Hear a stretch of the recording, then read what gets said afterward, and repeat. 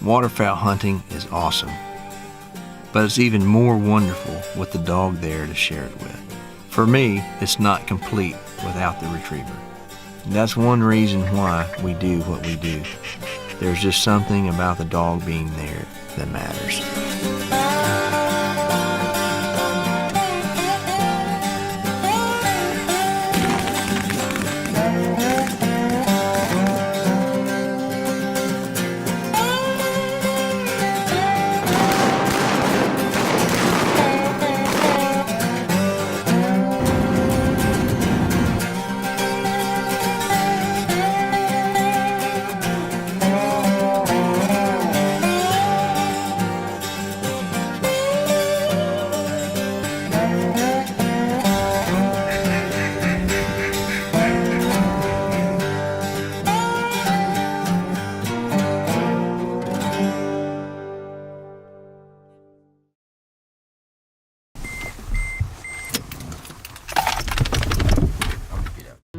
My name is Brent Wilkinson. I guide for Goose Reapers Guided Outdoors.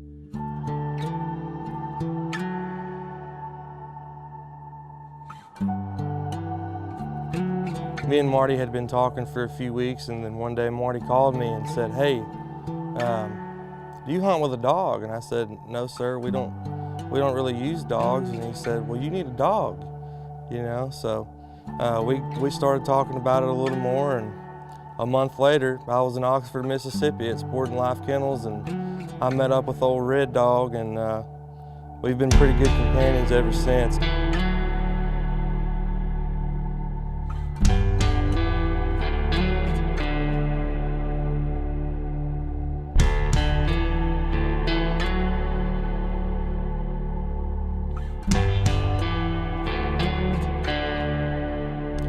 I'd say one of the nicest things through this whole journey, you know, traveling from state to state, meeting new people, being around different lodges, you know, I mean, he's with me every step of the way. So it's always nice to have that one thing, you know him like the back of your hand.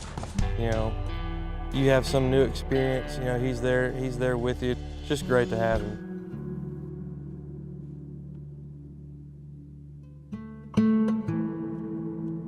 Brent, 25, 26-year-old young man, international specklebelly calling champion. Specklebellies are his passion, but hunting in general is his passion. And I got to talking to him, and you know, Brent didn't have a dog. He was fixing to go on the road, really, for months. And you know, I thought, well, Brent, I've got a dog here named Red that would love to have a place to go and hunt all year. I place my dogs with good handlers and good hunters around the Mid-South, and so they have a great hunting season. And boy, they had a season. There's never a dull moment, you know. Always got somebody to ride around the truck with, always got somebody to hang out with whenever there is downtime. Keeps me on my toes, always busy doing something. He's always there. So after talking to Brent and knowing what his season might look like, I was like, "Brent, you need a dog." He goes, "Yes, sir, Mr. Marty, I think I do." I said, "Well, I got one for you." And this is what we did with Red. We hooked Red up with Brent.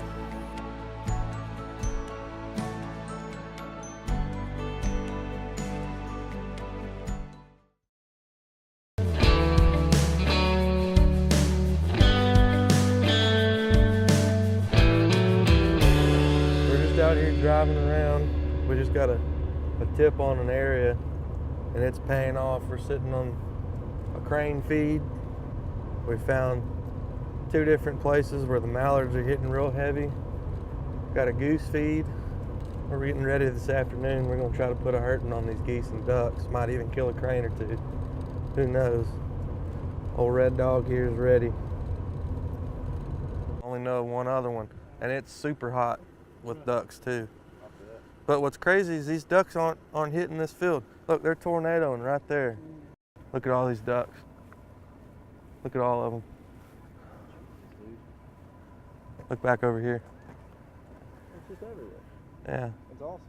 The thing about having a dog is they like to sleep a lot, you know, so we'll be driving around and you can always tell whenever he's awake, you know. I'll roll that window down and we pull up next to a field of geese and he's just got the eyes to the sky the entire time.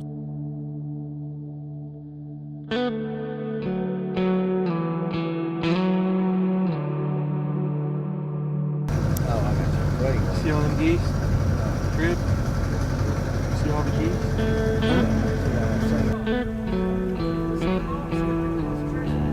Yeah.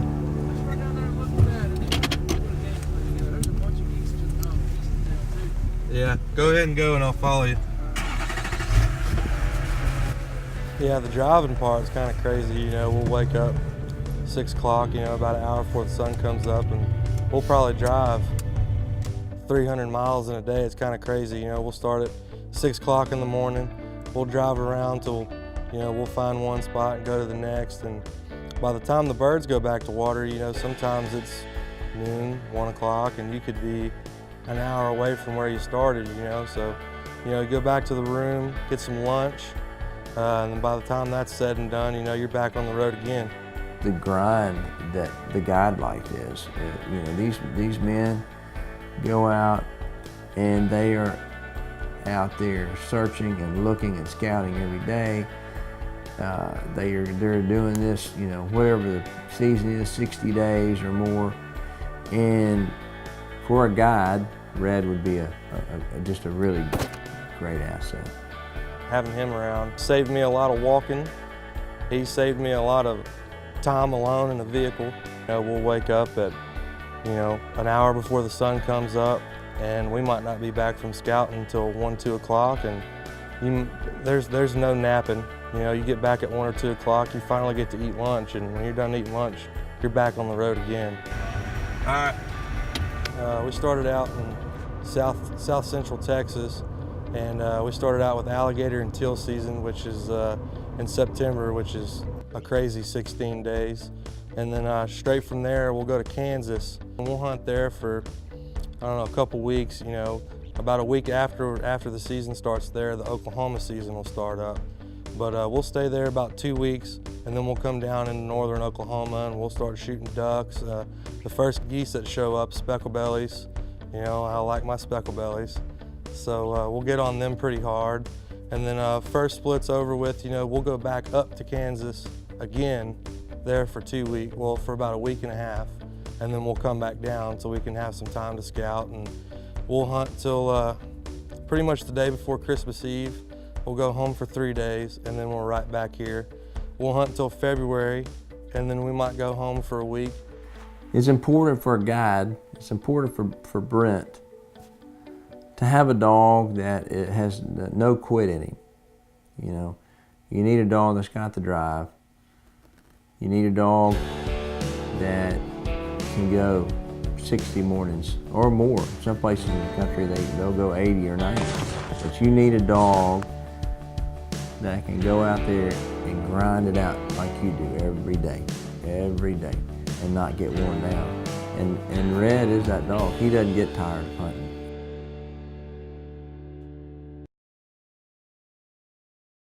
So our trip out to Oklahoma really was just a dream hunt. We found an awesome duck feed. After we found the duck feed, we found an awesome goose feed and hunted it the first evening.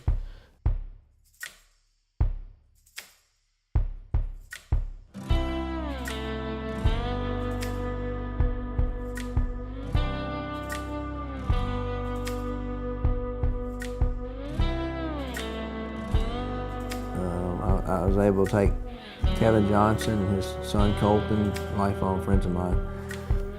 He got to go out there. Jeremy Davinsky got to go out there. We hunt with him over at David's farm every weekend. Great friend of David's. David got to go. Not only was I able to put everybody on some birds, but I feel like there's a good relationship going with me and the kennel and Marty.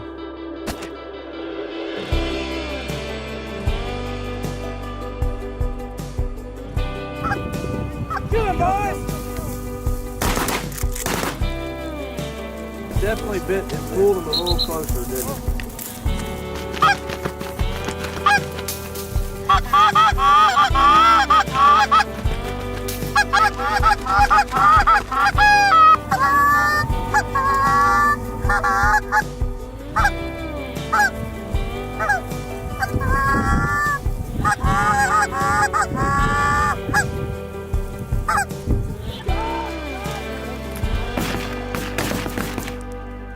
Then the duck feed that we found, we got on it that evening, hunted it the next morning, had an awesome hunt. We just made the stagger something on the bottom where it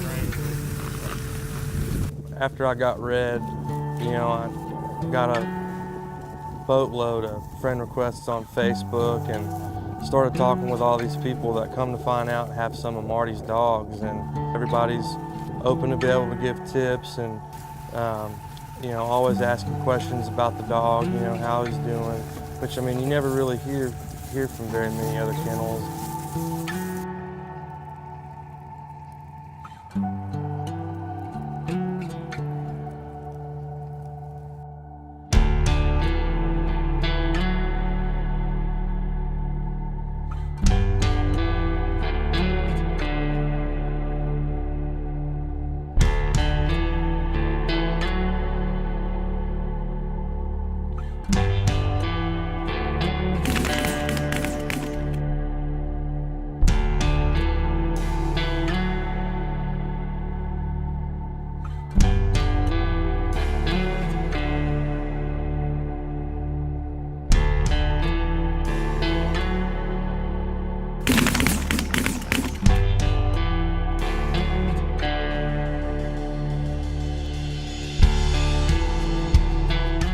Something we don't see every day, and it was for that reason of the uniqueness of it and the beauty of it. It was a hunt worth remembering.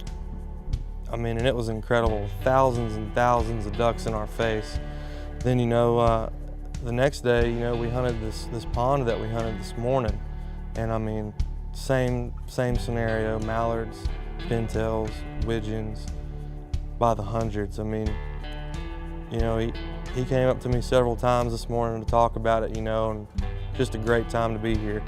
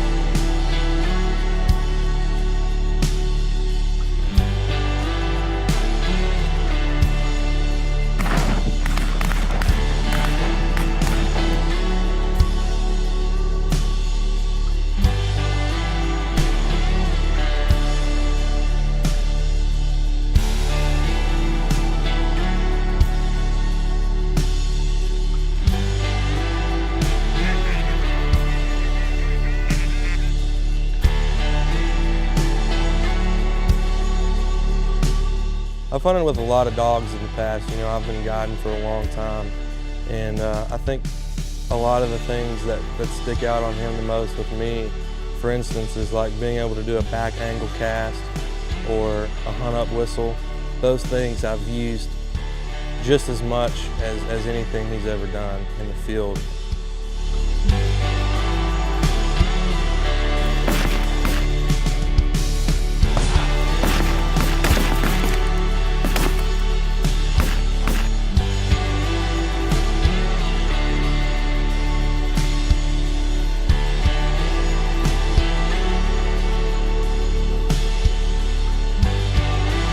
They will flat put you on the birds, and Red had an opportunity to see a lot of birds fall and pick up a lot of birds, and it was a really great season for him.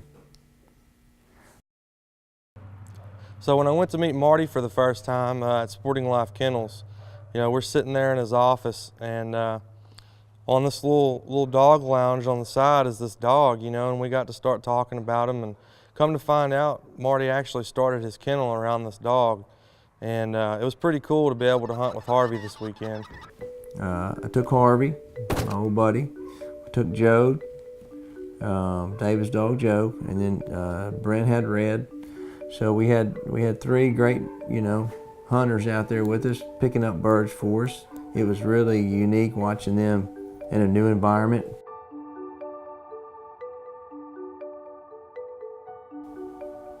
For me, as a dog man, seeing the dogs perform and do what they love to do was just added so much to the hunt.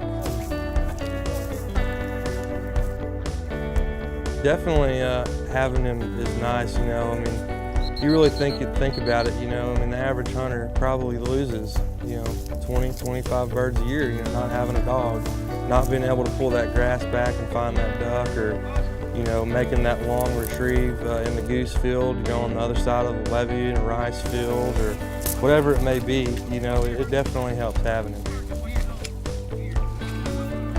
I also took Preacher, so that's my bike dog, Preacher, and so Preacher had some great hunts out there. So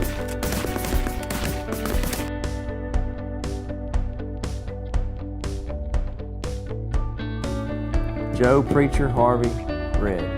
A lot of dogs, but we got a lot of birds, so they all got plenty of action.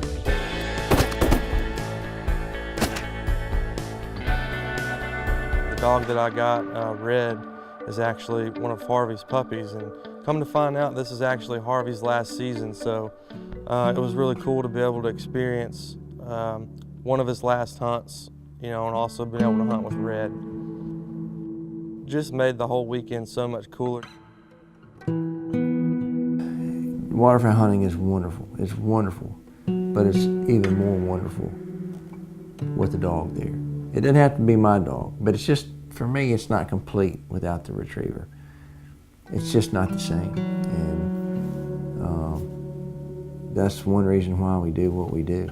We understand that there's just something about the dog being there that matters. It just adds to it. And for me, there's nothing like experiencing that with your buddy.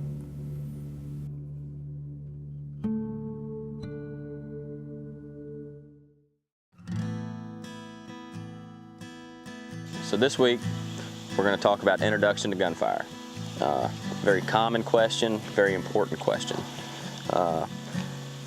One of the biggest things that people get into in the introduction to gunfire is rushing into it. They think that, oh, I can just jump outside with a 12 gauge and start shooting and this dog's going to understand what's going on. That's not the case. We like to introduce gunfire with a retriever trainer launcher. It's a 22 blank, shoots a bumper. We like to start afar. So get you a buddy, have him step maybe 100, 120 yards off. You have the dog at heel, and this is all about reading the dog. We're gonna hold our hand up, buddy's gonna shoot the bumper. Our eyes are on the dog the whole time. We're watching for any kind of weird movement, any good movement. We're reading that dog. He'll shoot it, dog will mark it, send the dog for the bumper. She comes back. If all that goes well, we'll move in closer. We'll go from 120 yards to 75 yards. We'll hold our hand up, our buddy will shoot a mark. Dog goes and gets it, comes back. If that all goes well, we'll take these increments until we get to the point where we are right next to that gun. The first time it's gonna obviously be the retriever trainer. The next day, we'll come out with the 20 gauge. Have your buddy step off to 100, 120 yards, and we'll do the same deal. This time you'll be throwing a bumper, reading the dog. If you see that dog, if he runs out, great, but maybe makes a big half moon to come back into you, trying to maybe skirt away from the gun, we need to back up. If you see the confidence on the dog's way out to the bumper, slow down. We probably need to back up. Slow is fast when you're doing this. But if all goes well, We can keep taking 20-yard increments in until we get to the point where we're right next to the 20 gauge. He'll shoot the gun, dog goes and gets it, comes back, good. From this point, we're gonna move to a 12 gauge. This is where you can really learn to start picking up on the body language of the dog and what they like and may not like. Willow. For more in-depth training advice, videos, everything you'll need for your gun dog, check us out at retrieveruniversity.com.